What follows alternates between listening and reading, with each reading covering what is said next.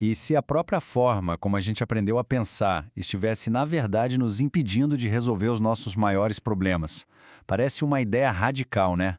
Pois é exatamente a provocação que a gente vai explorar hoje, mergulhando no pensamento do filósofo francês Edgar Morin e na sua proposta de uma reforma completa no jeito como a gente entende o mundo. Para a gente entender essa ideia a fundo, nosso caminho vai ser o seguinte.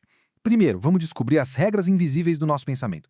Depois, vamos ver como nosso conhecimento acabou todo dividido. Aí, a gente vai entender o custo real da simplificação para só então poder abraçar a complexidade e, quem sabe, encontrar uma nova maneira de enxergar as coisas.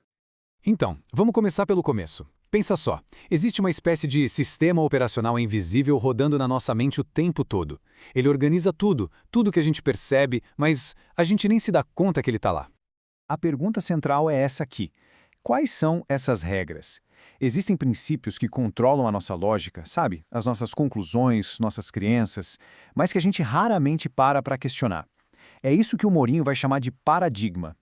Um paradigma funciona basicamente como um par de óculos que a gente usa sem nem saber. Ele está ali, filtrando a realidade, fazendo a gente focar em certas coisas e, ao mesmo tempo, tornando outras completamente invisíveis. O grande problema, segundo Morin, é que o paradigma que domina o nosso mundo ocidental está nos deixando cegos. Cegos para a natureza toda interligada da realidade. Tá, mas de onde veio isso? Como é que a gente chegou nesse ponto de ter uma visão tão fragmentada, tão dividida do conhecimento e do mundo? Vamos investigar a origem desse problema. O Morin vai lá no século XVII para encontrar a raiz disso tudo, mais especificamente em René Descartes. A ideia dele, na época, foi simplesmente genial e muito poderosa. Para entender algo que é complexo, você quebra em partes menores. Isso deu um empurrão gigantesco para a ciência, não há dúvida. Só que, quando essa ideia foi levada ao extremo, ela acabou criando uma fratura bem profunda no nosso jeito de ver o mundo. E o resultado dessa fratura é o que a gente vê aqui. De um lado, ficou a ciência, lidando com o que é objetivo, o que dá para medir. Do outro lado, a filosofia, com o subjetivo, com a reflexão. O que aconteceu? As disciplinas pararam de conversar. E isso passou para a gente a falsa impressão de que dá para entender as partes sem nunca, jamais, compreender o todo. Bom, e essa divisão toda, claro, tem um custo altíssimo. E o Morin criou um termo muito forte para descrever as consequências desse jeito de pensar. E essa expressão inteligência cega é de uma força incrível. Veja bem, não se trata de falta de inteligência. Pelo contrário, é uma inteligência tão especializada, tão focada, que ela se torna cega para tudo que está ao redor, cega para as conexões. É aquela velha história, a gente sabe tudo sobre a árvore, mas já não consegue mais enxergar a floresta. E aqui estão os resultados práticos disso no nosso mundo. A gente tenta resolver a crise do clima olhando só para a economia, ou a saúde mental olhando só para a química do cérebro. Nossas especialidades não se falam. Nosso conhecimento fica preso em caixinhas, e a gente perde completamente a capacidade de ligar os pontos. O resultado? Um mundo onde a ética e a ciência parecem operar em universos totalmente diferentes.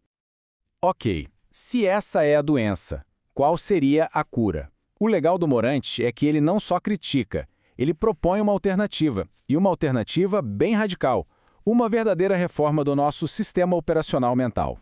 Esse aqui é o mantra do paradigma da simplificação. É quase um dogma. Para conhecer, é preciso desmontar, reduzir tudo sempre às suas partes mais simples.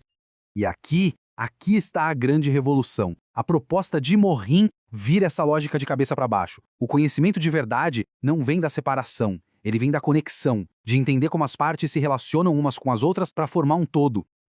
Então, o ponto crucial é este. É sair de uma lógica de redução e separação e ir para uma lógica de contexto e conexão. O objetivo é religar o que foi separado. E um ponto muito importante. Pensar de forma complexa não é pensar de forma complicada, viu? É, na verdade, ter a capacidade de enxergar o tecido que conecta todas as coisas. Tudo bem, a ideia é fascinante. Mas como é que isso funciona na prática? Como a gente pode começar a aplicar essa nova maneira de ver o mundo no nosso dia a dia de verdade? O Morin nos dá um caminho. O primeiro passo é ter consciência.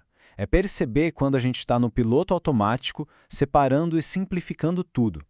O segundo passo é um desafio ativo. É se forçar a procurar as pontes entre diferentes áreas do saber. E o terceiro é criar um hábito. Sempre se perguntar, tá, mas qual é o contexto disso? Porque no fim das contas, nada existe isoladamente. E a gente encerra com essa reflexão.